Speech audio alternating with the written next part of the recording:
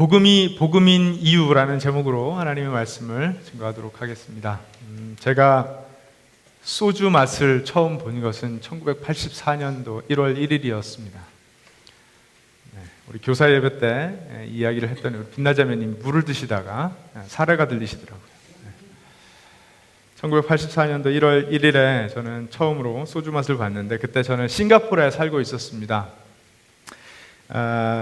제 설교를 오랫동안 들어오신 분들은 아마 한 번쯤 들어보신 이야기라고 생각이 되는데, 1984년 그 1월 연말 연시죠. 그렇죠? 크리스마스 때부터 시작해서 이제 연말 연시 그 연휴를 저희 가족은 교회 가서 송구영신 예배를 드리고 신년 감사 예배를 드리는데 쓰고 있던 것이 아니라 새 가족이 시스터스 아일랜드라는 곳으로, 휴양지로 휴가를 떠나 있었습니다.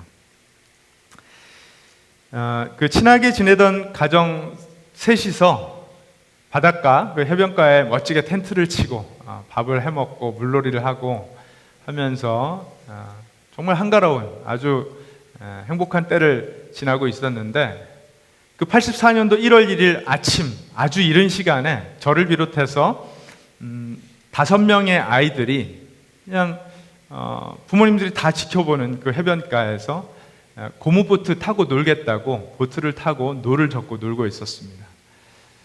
그런데 그곳에 그 시스터스 아일랜드라고 해서 두 섬이 이렇게 맞닿아 있는 그곳인데, 그 방파제 사이로 흐르는 물의 기류가 굉장히 셉니다. 그래서 새벽 썰물에 휩쓸려서 그 고무보트가 정말 눈 깜짝할 사이에 보이지 않는 점이 되어서 보이지 않을 때까지 떠내려 갑니다. 1시간 이상을 떠내려 갔습니다. 여러분, 10살 미만인 아이들 5이 타고 있는 고무보트가 그렇게 급류에 휩쓸려서 떠내려 가버린 것입니다. 그렇게 아이들만 탄 고무보트가 떠내려 갈 때 어떻게 해야 할까요?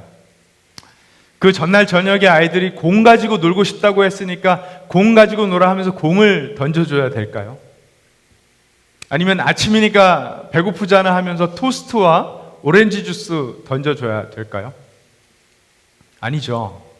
로프를 던져주든지 구명 튜브를 던져주든지 아니면 뛰어들어서 아이들을 지키고 인도하고 구해줘야죠. 그렇죠? 우리가 지난주부터 로마서를 살펴보고 있는데, 복음을 통하여 하나님의 마음을 살펴보고 있습니다. 하나님은 그렇게 떠내려가는 인류를 보시면서 어떻게 하셨어야 됐을까요? 우리가 지난주 살펴봤던 본문에는요, 누가 물어보지도 않았는데 편지의 서두부터 복음으로 자기 자신을 소개하고 복음으로 자신의 열망과 계획을 설명하고 복음에 대하여 자신이 가지고 있었던 확고하고 견고한 그 태도를 사도 바울이 설명해 가는 것을 우리가 함께 말씀을 통해서 봤습니다. 이렇게 시작한 그 편지는 어떻게 이어져 갈까요? 당연히 복음이라는 한 가지 주제로, 한 가지 테마로 쭉 이어져 갈 것입니다. 오늘 우리가 살펴볼 본문에는 사람들이 그렇게 고무보트 하나 타고서는 급류에 휩쓸려서 떠내려가 버리고 있다는 이야기를 우리가 보게 될 것입니다. 하나님으로부터 멀어지고 있다는 이야기를 보게 될 것인데, 그럼 우리가 지난주에 복음은 기쁜 소식이라고 이야기를 나눴잖아요. 그렇죠? 오늘 본문에는요, 복음이 왜 기쁜 소식인지, 복음이 왜 복음인지, 복음이 복음인 이유를 그 떠내려가는 사람들의 이야기를 통해서 살펴보게 될 것입니다. 복음이 정말로 복음이라면, 복음이 정말로 기쁜 소식이려면 복음을 듣게 된 사람들의 처지가 어떠한지 생각해 보지 않을 수가 없는 것이겠죠. 그래서 사람들의 처지가 어떠했는지 말씀을 통해 살펴보려고 하는 것입니다. 로마서 1장 18절에서 32절 말씀을 우리가 함께 살펴보면서 과연 사람들은 어떤 처지에 있었는지, 과연 그들에게 복음이 기쁜 소식이었는지, 복음이 복음이었는지 말씀을 통해 살펴보겠습니다. 지난주에는 이제 우리가 본문 말씀을 이렇게 덩어리로 요약해 가면서 함께 살펴봤는데, 오늘은 verse by verse 이렇게 매 절을 함께 살펴보면서 말씀을 나누도록 하겠습니다. 로마서 1장 18절 말씀부터 함께 보도록 하겠습니다. 이 말씀 우리가 한번 함께 읽어볼까요? 시작. 하나님의 진노가 불의한 행동으로 진리를 가로막는 사람의 온갖 불경건함과 불의함을 겨냥하여 하늘로부터 나타납니다. 아멘. 이 말씀은 오늘 본문 전체를 이제 세 단락으로 나눌 때 그 첫 번째 단락의 그 헤드라인 같은 구절입니다. 신문을 보면 기사를 쭉 이렇게 기록하기 전에 위에 헤드라인을 사용을 하죠. 그 첫 번째 단락이 개요와도 같아요. 뭐라고 기록하는가 하면 보면 하나님의 진리를 가로막는 사람들의 불의함과 불경건함을 향한 하나님의 진노가 있다. 이걸 말하고 있습니다. 과연 그것이 어떤 모습인지 이어지는 말씀에서 우리가 볼 수 있는데요. 여러분, 하나님의 진리란 과연 무엇입니까? 오늘 보면 18절이 이야기하고 있는 하나님의 진리, What is truth? 물어보면 그건 너무나 방대해서 너무나 폭이 넓고 깊이가 있어서 다 이해하기 어려울 것 같은데 오늘 본문이 이야기하는 핵심적인 하나님의 중심 진리 뭘까요? 그것은 하나님이 세상을 창조하셨고 하나님이 주관자 되신다라는 그 중심 진리겠죠. 그래서 인간은 하나님이 창조하신 피조물이다. 이걸 이야기하는 것일 것입니다. 그것을 부정하는 사람들이 있다는 거예요. 그리고 하나님은 그것을 불경건하다, 불의하다 보시고 그들을 향해 진노를 표현하신다라고 이야기하고 있는 것입니다. 과연 그 내용이, 구체적인 내용이 무엇인지 계속해서 말씀을 좀 더 보도록 하겠습니다. 19절 같이 읽습니다. 하나님을 알만한 일이 사람에게 환히 드러나 있습니다. 하나님께서 그것을 환히 드러내 주셨습니다. 이 세상 창조 때로부터, 계속 읽습니다. 하나님의 보이지 않는 속성, 곧 그분의 영원하신 능력과 신성은 사람이 그 지으신 만물을 보고서 깨닫게 되어 있었습니다. 그러므로 사람들은 핑계를 댈 수가 없습니다. 사람들이 하나님의 진리를 부정하는 방법이 뭐냐 하면 하나님을 확실하게 알 수 있는데도 불구하고 하나님을 알 수 있도록 확실하게 사람들에게 하나님을 온 세상 자연 만물을 통해 드러내 주셨음에도 불구하고 하나님 모른다 한다는 거예요. 그것이 하나님의 진리를 부정하는 방법이라는 것입니다. 방해하는 방법이라는 것입니다. 이 시대 최고의 물리학자 가운데 한 사람으로 꼽히는 스티븐 와인버그라는 분의 인터뷰를 제가 영상으로 본 일이 있습니다. 혹시라도 여러분 이 인터뷰 내용을 보시고 싶으면 저에게 알려주시면 제가 링크를 개인적으로 보내드리겠습니다.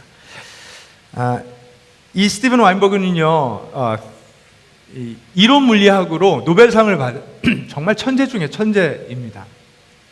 이분은 종교가 없습니다. 신의 존재에 대해서는 불가지론적 입장이에요. 알 수 없다는 거예요. 증명할 수 없다는 입장입니다. 그냥 자기는 모르겠다라는 입장입니다.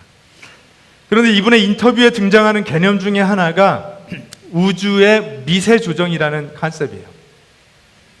이게 도대체 무슨 소린가 싶으실 수도 있는데, 미세 조정은 영어로 하면 fine tuning이죠.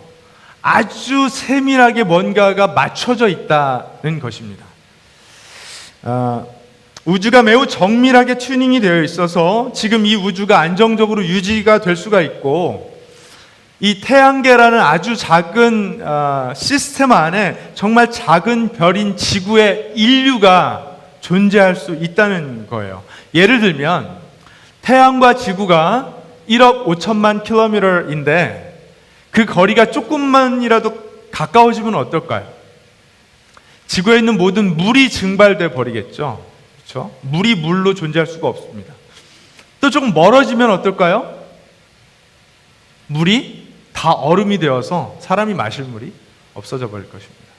그러니까 태양과 지구가 1억 5천만 킬로미터라는 거리가 적절하게 유지되는 것처럼 온 우주의 모든 시스템이 그렇게 미세하게 파인 튜닝 되어 있다라는 사실이 놀랍다라고 이 스티븐 와인버그가 이야기하는 거예요.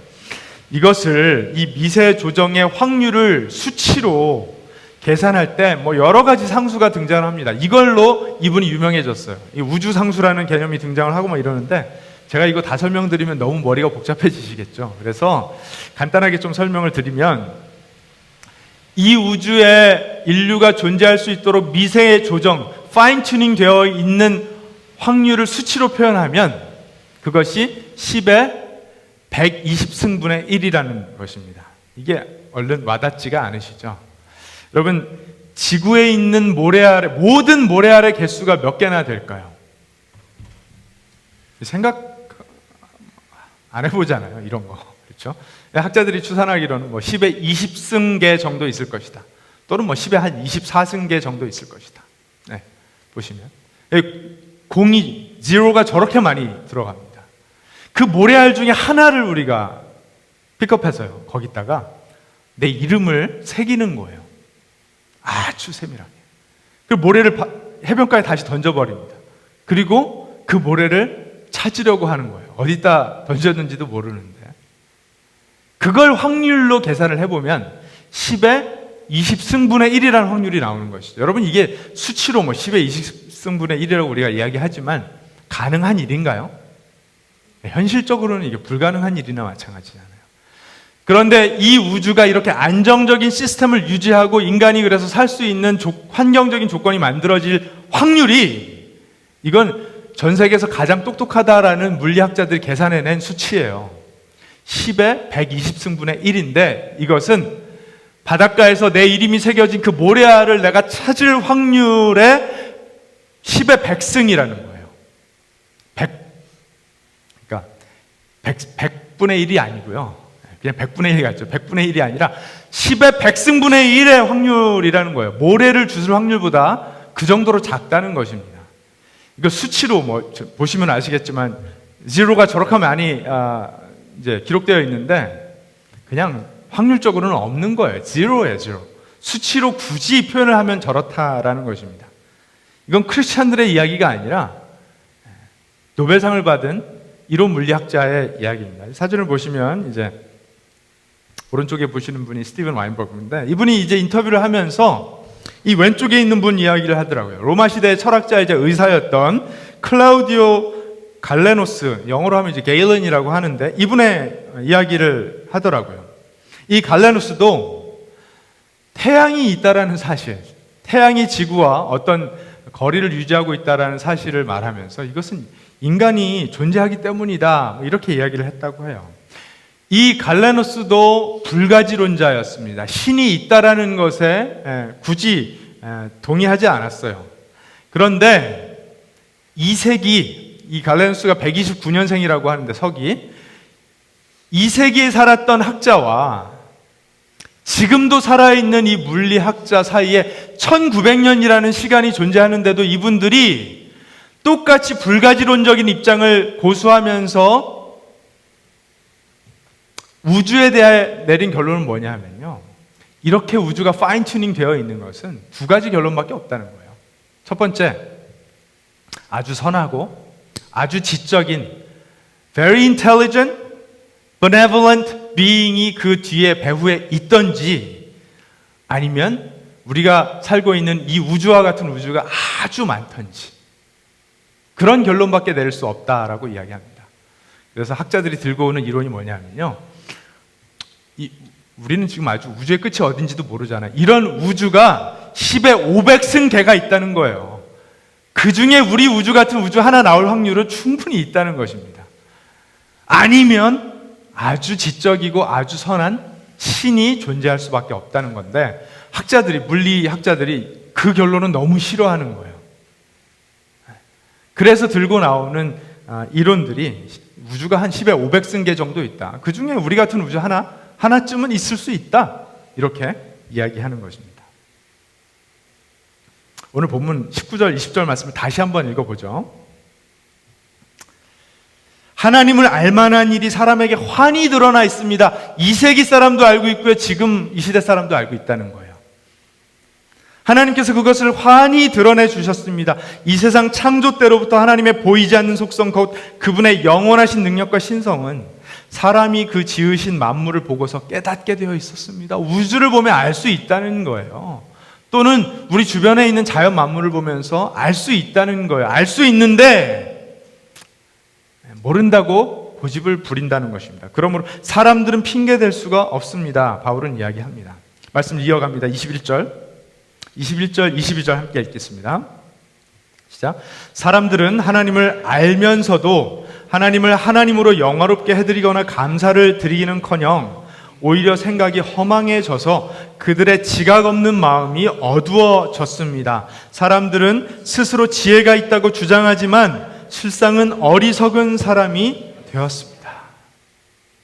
하나님을 알만한 증거들이 너무나 많이 있는데도 불구하고 사람들은 하나님을 알면서도 하나님 모른다고 고집을 부린다는 거예요. 스스로 지혜가 있다고 주장하지만 어리석은 사람들이 되었다는 것입니다. 여러분, 이제 그 스티븐 와인버그 같은 분, 그 천재가 그 우주의 미세 조정의 확률을 물리학적으로 수학적으로 풀어낼 때 그걸 제가 보고 있으면 그걸 제가 알까요? 모르죠. 무슨 얘기하는지 하나도 모르죠. 그렇게 유식한 분들, 그렇게 천재 중에 천재, 그렇게 고급 정보와 고급 지식을 갖고 있는 사람들 스스로 지혜 있다고 말하지만 하나님의 진리, 가장 기본적인 진리, 신이 존재한다, 절대자가 존재한다, 창조자가 존재한다, 이걸 말하고 싶지 않아서 고집 부린다라는 것입니다. 그 가장 기본적인 진리를 인정하지 않기 때문에 스스로 어리석은 자들이 되었다라고 바울이 이야기하고 있는 것입니다. 그렇게 대단해 보이는 정보와 지식을 가졌지만 실상은 아무것도 모른다는 거예요. 왜냐하면 세상의 모든 지식과 지혜는 어디에서 시작합니까? 하나님이 창조주시라는 그 사실에서 시작하는데 그걸 모른다고 하니, 모르겠다고 고집을 부리니 모른다라는 거예요. 어리석다라는 것입니다. 하나님을 인정하지 않는 사람들이 무엇을 하지 않았다라고 바울이 이야기합니까? 영화롭게 하고 감사하는 것을 하지 않았다라고 이야기합니다. 하나님 영화롭게 하고 감사하는 것, to glorify God and to give thanks to God, 이거 하지 않겠다라고 하는 거예요. 여러분, 감사할 줄 아는 사람 세상에 많지 않나요? 다 감사하며 살지 않습니까? 이렇게 우리 생각할 수 있는데, 만약에 스티븐 와인버그처럼 그런 결론에 도달할 수밖에 없는데 스스로 이 우주가 그렇게 미세 조정되어 있다는 사실은 너무 disturbing하다, very disturbing이라고 이야기는 하면서 하나님은 인정하지 않겠다고 하는 그 사람들, 그래서 인간은 그냥 우연 발생적으로 생겨난 생화학 물질 덩어리다, biological, chemical 덩어리다, 이렇게 이야기하는 사람들에게 감사할 일이라는 게 있을까요? 우주 상수에 의해서, 그 미세 조정된 어떤 수치에 의해서 그냥 다 발생되고 있는 일들인데 거기에 감사할 일이 뭐가 있냐는 거죠. 반면에 하나님을 창조주로 인정한 사람들은 모든 것을 감사하는 것입니다. 아멘이십니까? 네. 하나님이 창조주이시고 하나님이 주권자시라면 우리의 인생은 모든 것이 감사할 일이라는 거죠. 바울사도 그걸 이야기하는 거예요. 여러분, 하나님을 영화롭게 하고 to glorify God, to honor God, 그리고 하나님께 감사하는 것, to give thanks to God, 이거 뭐 하는 거죠? 뭐 하는 거죠? 하나님을 인정하는, 하나님 창조주이십니다, 하나님 주권자이십니다, 내가 하나님이 아니라 하나님이 주권을 갖고 계십니다, 인정하는 거잖아요. 우리는 그걸 뭐라고 부릅니까? 예배라고 부릅니다. 그게 예배예요. 예배는 무엇입니까? 내가 하나님이 아니라 하나님이 하나님이십니다 라고 하나님의 창조주 되심과 하나님의 주권자 되심을 철저하게 인정하고 하나님의 그 뜻에 나의 뜻을 굴복하여서 다스림받기로 결단하고 들어가는 프로세스가 예배입니다. 여러분, 하나님을 예배하고 계십니까? 하나님을 잘 예배하고 계십니까? 그런데 이 사람들은 어떻게 했다는 것입니까? 23절 함께 읽습니다.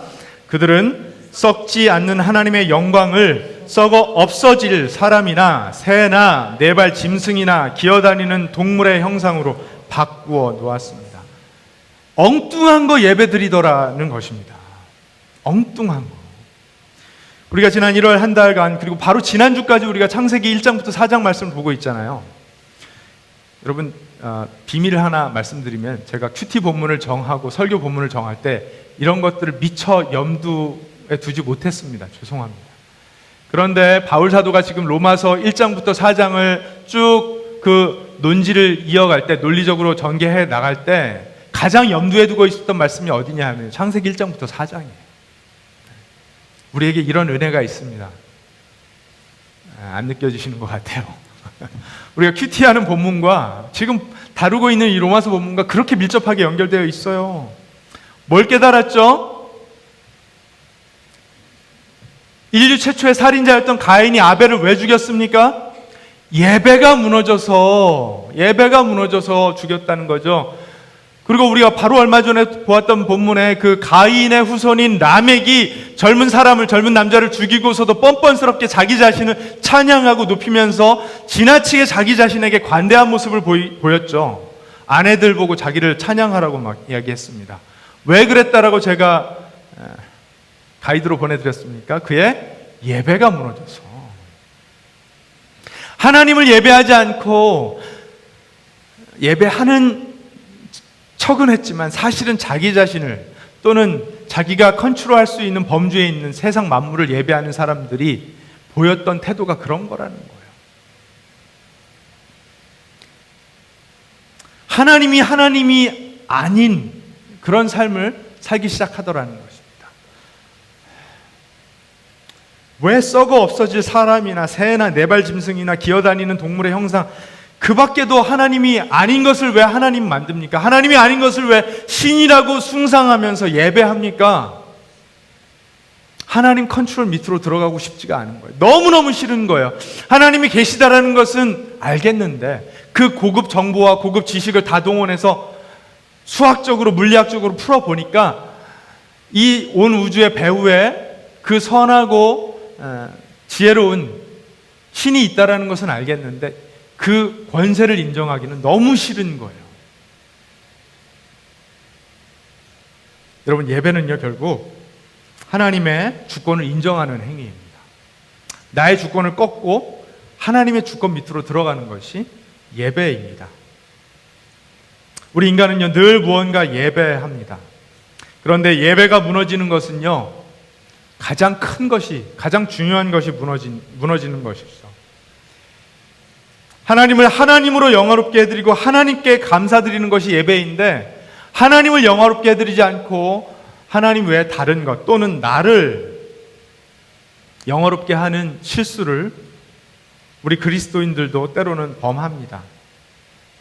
여러분, 여러분이 예배하시는 하나님이 성경이 말하는 하나님이라는 확신 가운데 예배하고 계십니까? 또는 성경이 이야기하는 그 하나님을 예배하고 싶다라는 겸손한 마음을 가지고 예배하고 계십니까? 많은 그리스도인들이 하는 실수 가운데 하나가 뭐냐면요, 성경이 말하는 그 하나님을 예배하기보다 내가 만들어낸 이미지의 하나님을 예배합니다. 이거 굉장히 큰 실수입니다. 저는 시간 약속 잘 지키는 것을 매우 중요하게 생각하는 사람입니다. 제가 쉽게 범하는 오류 가운데 하나가 뭐냐 하면요, 시간 약속 잘 안 지키는 사람을 정죄하는 거예요. 물론 시간 약속 잘 지키는 거 중요하죠. 그렇죠? 누가 잘하면 되죠? 저나 잘하면 되는 거예요. 그 시간 약속 잘 지키는 거 중요한데 저나 잘하면 되는 거예요. 다른 사람들이 시간 약속을 잘 지키고 안 지키고는 누구의 마음입니까? 그분들 마음이잖아요. 제가 뭐라고 그걸 가지고 판단하고 정죄를 합니까? 그렇죠? 그런데 속으로 은근히 생각합니다. 저렇게 시간 약속도 못 지키고 하는 사람에게 하나님이 무슨 일을 맡기시겠어? 여러분, 그것도 하나님 마음이지 그게 제 마음입니까? 그 순간에 제가 생각하는, 제가 믿는 하나님은 어떤 하나님이죠? 율법적인 하나님인 거예요. 제가 만들어낸 하나님입니다. 그런데 성경이 말하는 하나님은 어떤 하나님이십니까? 하나님 은혜로운 분이세요. 여러분 믿으십니까? 또 반대쪽에서 하나님을 한없이 용납하시는 분으로만 생각합니다. 그래서 시간 약속뿐만 아니라 그 어떤 짓을 해도, 그 무슨 짓을 해도 하나님은 다 용납해 주실 거야 라고 생각합니다. 여러분, 그런데 그렇습니까? 하나님 모든 것을 다 용납해 주시기만 하는 분이십니까? 아니요. 성경이 말하는 하나님은 그런 하나님 아닙니다. 하나님 공의의 하나님이십니다. 만약에 하나님이 모든 것을 그저 다 용납하시기만 하는 분이시라면 왜 하나님의 아들께서 이 땅에 오셔서 그 십자가의 참혹한 형벌을 받으셨어야만 했겠어요? 그 용납할 수가 없어서 그렇게 하신 것입니다. 하나님의 진노가 하나님을 하나님으로 인정하지 않는 자들을, 하나님을 영화롭게 하지도 않고 하나님께 감사하지도 않는 불경건하고 불의한 자들을 겨냥한다고 바울 사도는 이야기하고 있습니다. 그런 하나님 무조건 다 용납해 주셔라고 생각하는 분들은 성경이 말하는 하나님을 예배하는 것이 아니라는 거예요. 여러분, 하나님을 알만한 지식이 있으면서도 하나님을 예배하지 않는 사람들의 모습이 이런 것입니다. 세상이 예배하는 것이 무엇인지, 또 내가 예배하는 것이 무엇인지를 우리는 면밀하게 생각해 봐야 됩니다. 여러분, 혹시 여러분 자신을 예배하고 계시지는 않습니까? 하나님이 살아계시다라는 것을 명명백백히 너무나 잘 알면서도 은밀하게 나의 어떠함, 나 자신을 찬양하고 예배하고 계시지 않습니까? 그것이 내 학벌이 될 수도 있고, 경력이 될 수도 있고, 직장이 될 수도 있고, 내 가족이 될 수도 있고, 내 자식이 될 수도 있고, 내 애완동물이 될 수도 있습니다. 또는 나의 교양, 나의 외모, 내 돈, 이런 것들이 예배의 대상이 될 수도 있습니다. 어떤 분들은 말씀하실 거예요. 아유, 저는요, 저 자신을 예배할 정도로 그렇게 잘나지 않았습니다. 어떻게 저 자신을 예배하겠습니까? 아니요, 우리 충분히 그렇게 할 수 있습니다. 부족하기 때문에 나를 예배하지 않는 것이 아니라요, 나를 예배하고 있기 때문에 그 부족함을 감당할 수가 없는 것입니다. 나를 예배하고 있기 때문에 내 부족함이 너무나 수치스럽고 부끄럽게 여겨지는 것입니다. 우리는 누구나 잘났다고 생각하는 사람이나 못났다고 생각하는 사람이 다 우리 자신을 예배할 수 있습니다. 예배하고 있습니다. 여러분, 하나님을 하나님으로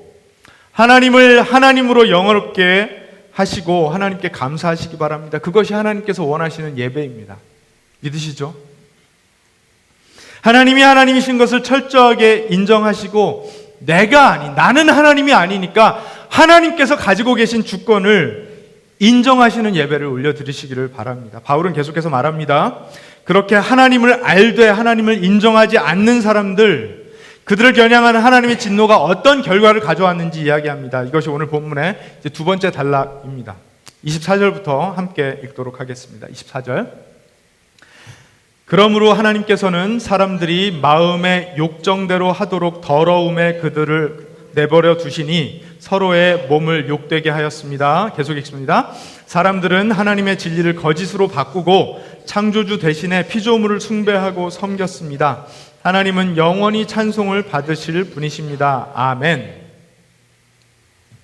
지금 이제 사람들의 죄의 모습, 진노 가운데 하나님께서 사람들을 내버려 두실 때 사람들이 어떤 죄를 범하는지 이야기 시작하는 것 같은데, 갑자기 25절에 숭배에 대한 이야기를 합니다. 숭배 뭐죠? 숭배가 결국은 예배예요.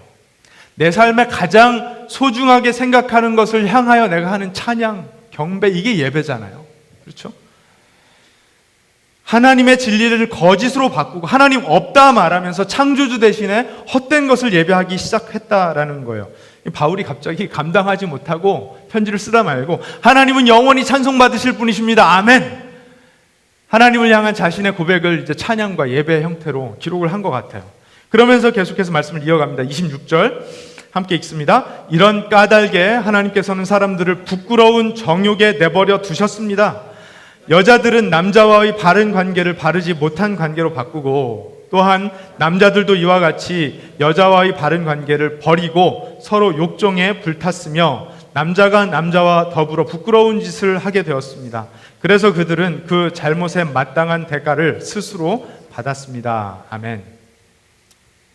자, 이제 스크린을 보시면서 이게 다 캐치가 아마 안 되셨을 거예요. 그래서 여러분 성경을 가지고 다니시는 게 중요하고, 만약에 안 가지고 오셨으면 스마트폰으로라도 이 본문을 보시는 것이 굉장히 중요합니다. 왜냐하면 24절부터 27절에 흐르고 있는 어떤 줄기가 있기 때문에 그래요. 이걸 한눈에 좀 보면 좋습니다.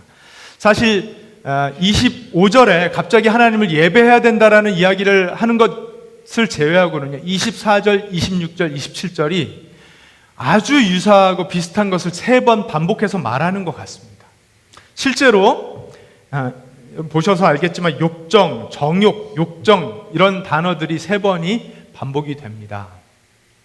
한글 성경으로 보면 이제 욕정, 영어로도 보면 lust 이렇게 번역이 되어 있어서 비슷한 것 같지만 사실은 원문으로 보면 그 단어들이 다 달라요. 스크린에 보시면 24절에 사용된 욕정이라는 단어는 에피투미아라는 단어입니다. 원래 투미아라는 단어는요, desire라는 뜻을 가지고 있어요. 열망, 욕구 이런 뜻을 가지고 있는데 에피라는 over desire라는 의미를 가집니다. 이걸 뭐 사전적인 의미로 보면요, 이 영어로 a great desire for something 또는 simply inordinate desire, 비정상적으로 과한 욕구, 과한 열망이라는 거예요. 그 다음에 이제 26절에 기록된 정욕이라는 단어는 여러분 다 아시는 단어예요. 헬라어로, 그리스어로 파토스라는 단어인데 영어로 뭘까요? 페이토스. 요즘 한국 사람들 자주 언급하는 페이소스 뭐 이렇게 얘기하는데, 파토스라는 단어는요 원래 뜻이 passion입니다. 또는 suffering, experience of suffering 뭐 이런 뜻을 가지고 있어요. 그래서 예수님의 순환 주간을 우리가 영어로 뭐라고 부르죠? passion이라고 부르죠. 가장 강렬한 열망을 성취하기 위해서 감당하는 고통이 있다, 이런 뜻을 가진 단어예요. 파토스는요. 그걸 이제 정욕으로 번역하고 있습니다. 27절에 기록된 욕정이라는 단어, 오렉시스라는 이 단어는요, a condition of strong desire, 비슷한 의미를 가지고 있어요. 그런데 에피투미아, 파토스, 오렉시스 이 3 단어, 욕정, 정욕, 욕정 뭐 다 이렇게 번역을 해놨는데 여러분 그 사전적인 정의로만 보면 나쁜 단어들인가요? strong desire, strong passion 이게 나쁜 단어들인가요? 아니에요. 여러분 인간이 열망을 가지는 거, 욕구를 가지는 거 너무나 중요한 거예요. 인간에게 아주 기본적인 것이고 근본적인 것이고 중요한 것입니다. 욕구를 반드시 가지고 있어야 합니다. 그런데 왜 이게 잘못됐다라는 것이죠? 남자가 여자를 보면서 성적인 욕구를 가져야 되는데 남자가 남자를, 여자가 여자를 바라보면서 그런 욕구를 가지는 것이 잘못됐다라는 것을 이야기하고 있습니다. 그런데 그 말씀 중간에 갑자기 바울은요, 예배에 관한 이야기해요. 25절에 숭배에 관한 이야기를 합니다. 어떻게 연결이 될까요? 예배는 말씀드린 것처럼 우리가 가장 강렬하게 열망하는 대상을 높이는 게 예배예요. 그렇죠? 그런 관점에서 보면 우리가 가지고 있는 그 열망, 욕구가 건강할 때는, 대상이 바로 됐을 때는 괜찮은데 아무런 문제가 없는데 그 대상이 잘못될 때 어떻게 된다라는 것입니까? 변태적이 되고 변질되고 악행이 된다라는 거예요. 그걸 이야기하고 있는 거예요. 여러분 동성애가 뭐 어제 오늘의 이야기였습니까? 고대 그리스와 로마에 동성애가 있었어요. 사실 바울 사도가 이 말씀을 기록할 때는 창세기를 염두에 두고 기록하고 있는 거죠. 소돔과 고모라에 있었던 그 동성애의 모습을 염두에 두고 이야기하고 있는 거죠. 중세 시대에 그렇게 강력하게 동성애를 처벌했던 이유는 뭘까요? 뭘 알 수 있습니까? 그때도 동성애가 많았다라는 것을 알 수 있죠. 이 독일의 히틀러가 동성애자를 9만 명 집단 학살했다라는 기록도 있고요. 지금 우리가 살고 있는 이 미국을 비롯해서 전 세계 28개국이 동성 결혼을 합법으로 허용하고 있습니다. 여러분 인상 안 찡그리셔도 돼요. 이게 우리가 살아가고 있는 현실입니다. 그리고 동성애만 잘못된 것이 아니라 모든 죄가 다 잘못된 것입니다. 하나님의 진리를 거짓으로 바꾸고 창조주 대신에 피조물을 숭배하는 모든 모습이 잘못됐다라는 것이고, 그 중에 동성애가 잘못된 것 중에 하나라는 거예요. 예로 들고 있는 것입니다. 여러분, 우리의 강렬한 열망, 우리의 에피투미아, 파토스, 오렉시스 어디로 향해야 합니까? 하나님으로 향해야죠. 왜냐하면 우리 안에 그런 열망이 있는 이유가 하나님을 떠났기 때문이거든요. 그런 공허함이 있는 이유가 하나님을 떠났기 때문이거든요. 세상 사람들이 이렇게 헛된 영광, 빈 영광을 추구하는 이유가 하나님을 떠났기 때문이거든요. 그거 뭘로 채울 수밖에 없습니까? 하나님으로만 채울 수밖에 없는 거예요. 하나님을 온전히 예배할 때 채워지는 공허함입니다. 열망입니다. 그런데 자꾸 다른 것을 예배하면서 그 열망, 그 공허함 채우겠다고 하니까 안 채워지고 그냥 이제 돌아다니는 거죠. 그냥 예배의 대상을 찾아서 뻥되게 돌아다니는 것입니다. 이걸로 채워보고 저걸로 채워보고, 인간관계, 연인관계도 마찬가지입니다. 이 관계 끝나면 쉴 틈 없이 관계를 옮겨 다닙니다. 왜 그렇죠? 불안하고 공허해서 견딜 수가 없는 거예요. 영어로 이걸 코디펜던시가 생긴다고 하죠. 성적인 욕구 좋은 것인데 하나님이 아니라고 하시면 중단할 수 있어야 된다라는 거예요. 그런데 그럴 수가 없는 것입니다. 왜냐하면 그 공허함을 견딜 수 없어서, 불안해서. 얼마 전에 있었던 그 민주당의 그 아이오와 커커스에서 누가 1등 했습니까? 동성 결혼을 한 부티지그라는 사람이 최다 득표를 차지해서 큰 이슈가 됐었죠. 비웃으실 필요 없어요. 그랬더니 SNS에 이런 이야기가 보이더라고요. 민주당 그 반대 진영에서는 동성 연애자는 미국의 대통령이 될 수 없다 이렇게 외치니까, 반대 진영에서, 그러니까 진보 쪽에서, 그럼 결혼을 3번 한 사람은 대통령으로 합당하냐 이러더라고요. 똑같다는 얘기예요. 누가 결혼 3번 했습니까? 미국의 대통령 도널드 트럼프가 결혼 3번 했잖아요. 사람들 보기에 이러니 저러니 이게 중요한 게 아니에요.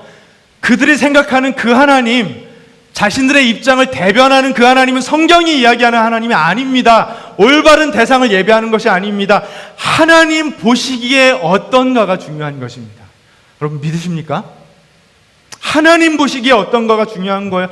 결국은 모든 것이 예배의 문제예요. 죄로 인하여 인간에게 찾아온 그 비어버린 영혼의 공허감, 갈망, 그것을 어떻게 채울 것인가 하는 것은 반드시 예배의 문제로 해결해야 된다라는 것입니다.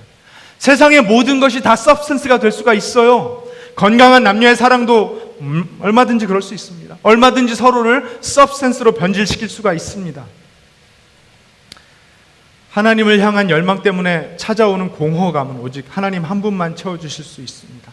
만약에 우리가 건강하게 누릴 수 있다면 그 어떤 것도 누릴 수 있습니다. 여러분, 만약에 담배가 내가 얼마든지 피우다 말다 하면서 컨트롤할 수 있는 것이라면 누릴 수도 있다고 저는 생각을 합니다. 그런데 끊고 싶어도 끊을 수 없어서 끌려가면서 나는 그래도 이걸 하고 싶다고 착각하는 게 인간이 누리는 것인가요? 아니요, 그건 아니에요.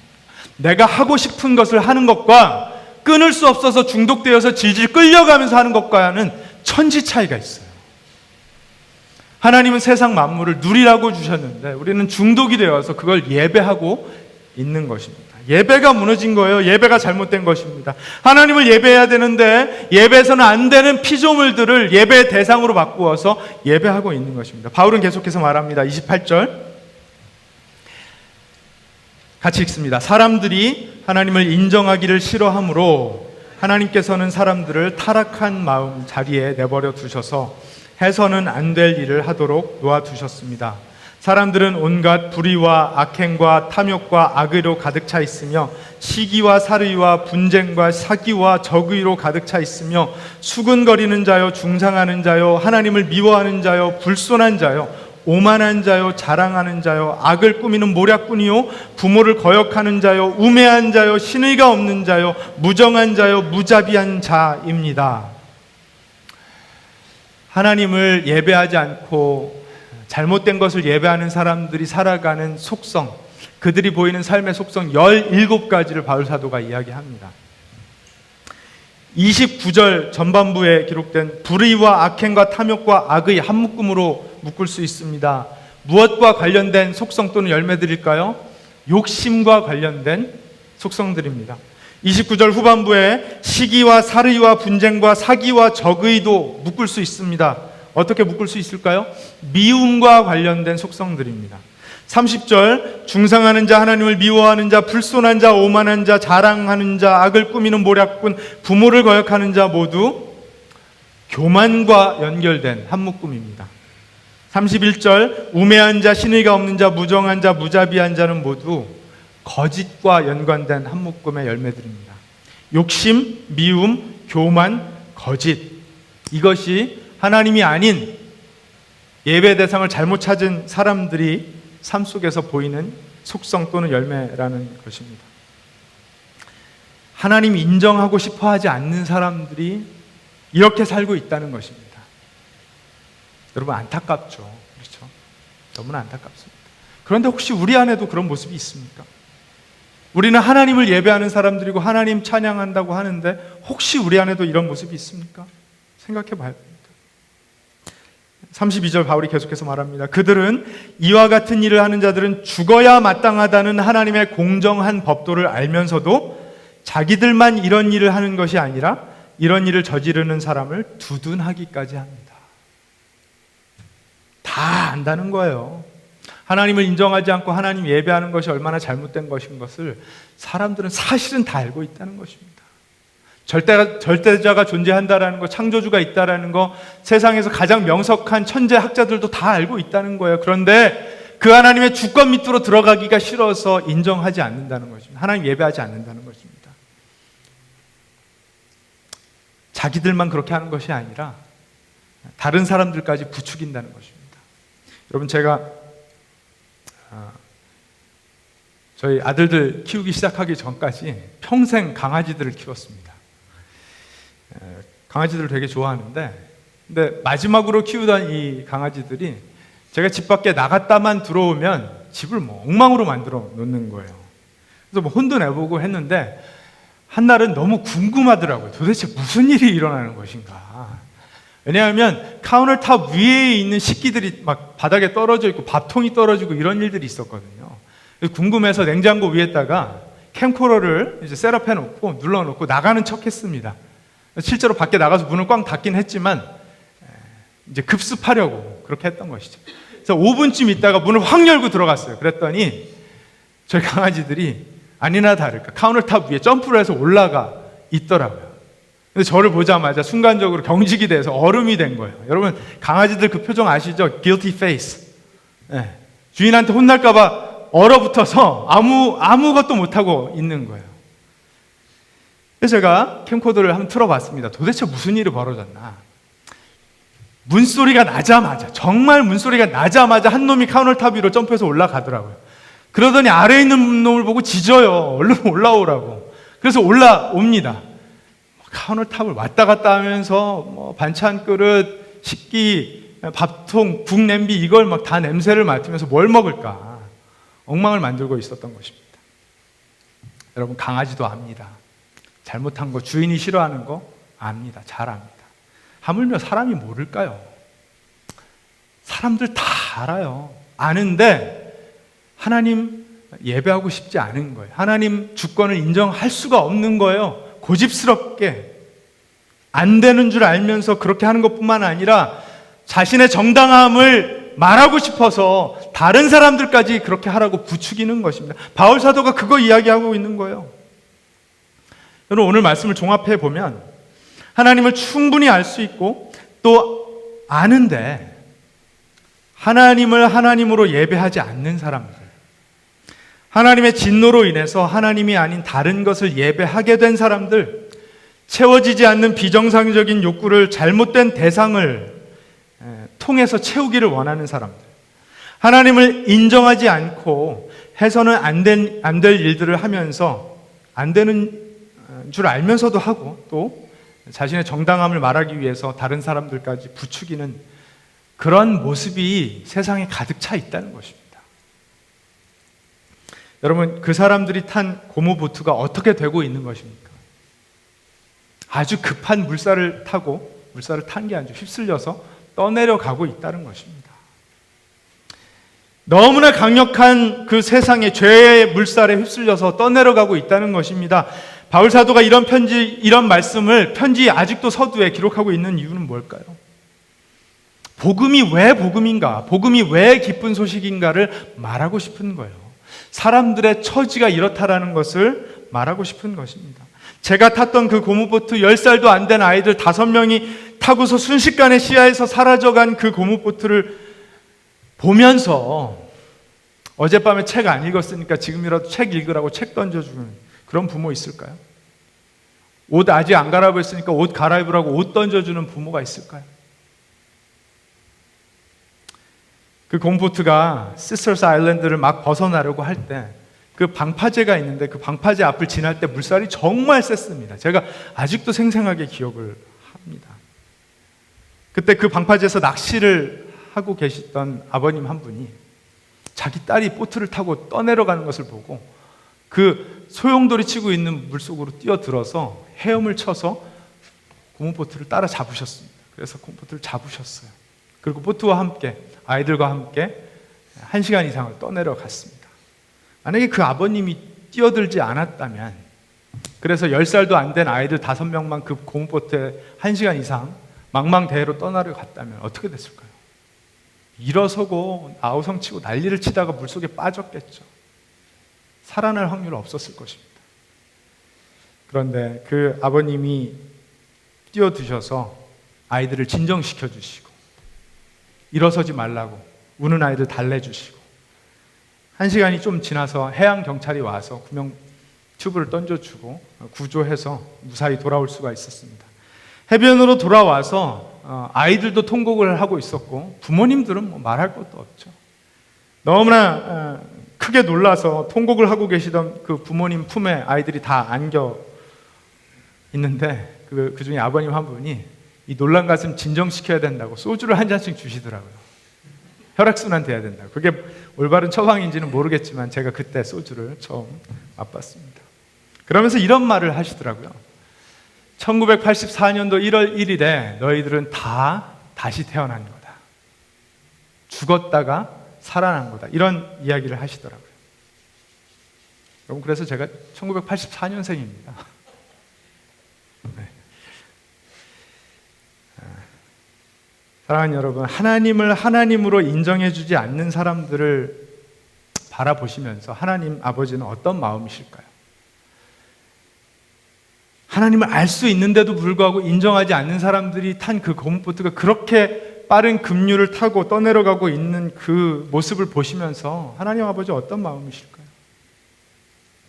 그 누구보다도 구원이 복음이 필요하다라는 것을 하나님 알고 계셨어요. 그래서 바울은 그걸 말하고 싶은 거예요. 그 정도로 인류는, 사람들은 하나님의 복음을 필요로 하고 있었다. 그래서 우리에게 주어진 복음이 복음이다. 복음이 복음인 이유가 여기에 있다. 이걸 이야기하고 싶은 것입니다. 어떠한 자구책도 없는 인류에게 구원의 소식보다 기쁜 소식은 없습니다. 복음보다 기쁜 소식이 없습니다. 인류 스스로 얼마나 무력해졌는지, 얼마나 죄 앞에 속수무책이었는지를 알아야 복음의 온전한 의미를 알 수 있는 것입니다. 여러분, 구원받은 우리는 어떻습니까? 우리도 마찬가지죠. 우리가 얼마나 큰 죄인들이었는지, 얼마나 무력한 상태에 있었는지를 기억해야, 잊지 않아야 우리에게 다가온 그 복음의 가치를, 참된 가치를 알 수 있는 것입니다. 세상 어떻게 바라봐야 될까요? 어떻게 그렇게 타락할 수가 있어? 어떻게 그렇게 악할 수가 있어? 판단하고 정죄하면서 혀를 끌끌 차야 될까요? 그렇지 않습니다. 절대 그렇지 않습니다. 여러분, 우리도 세상과 별반 다를 바 없는 사람들이라는 사실을 알아야 돼요. 동성 연애자들 보면서 혀를 끌끌 찰 필요 없어요. 우리도 똑같은 죄인들입니다. 그랬던 우리를 하나님께서 어떤 사랑과 은혜로 구원하셨는지를 기억해야 돼요. 그걸 지금 묵상해야 됩니다. 그런 예배를 하나님께 올려드려야 됩니다. 사랑하는 여러분, 아무리 괜찮아 보이는 사람, 아무리 고급 지식 정보를 다 가지고 그 복잡한 계산을 해낼 수 있는 사람이라고 해도, 잘 사는 것 같이 보이는 사람들이라고 해도 그들은 모두 복음을 필요로 하고 있습니다. 그들에게 기쁜 소식이 절실합니다. 물론 우리가 구원하는 거 아니죠. 하나님께서 구원하십니다. 그런데 하나님은 사람들을 사용하세요. 하나님께서 우리를, 저와 여러분을 그 축복의 통로, 그 구원의 사역의 통로로 사용하시기를 원하십니다. 믿으십니까? 2020년도 우리가 융성하게 살기를 원한다라고 이야기하고 있는데, 여러분, 하나님께 쓰임받지 못하는 사람이 어떻게 융성한 삶을 살 수가 있겠습니까? 여러분, 열망하시죠? 하나님을 열망하시죠? 그렇다면 하나님께서 찾으시는 그 진정한 예배자로 우리가 서야 되고요. 하나님께서 정말 원하시는 그 일을 우리도 감당하기로 동참해야 합니다. 쓰임 받기를 열망해야 됩니다. 하나님께서 우리로 인해 기뻐하실 때 우리도 기쁨과 만족을 경험하게 되어 있습니다.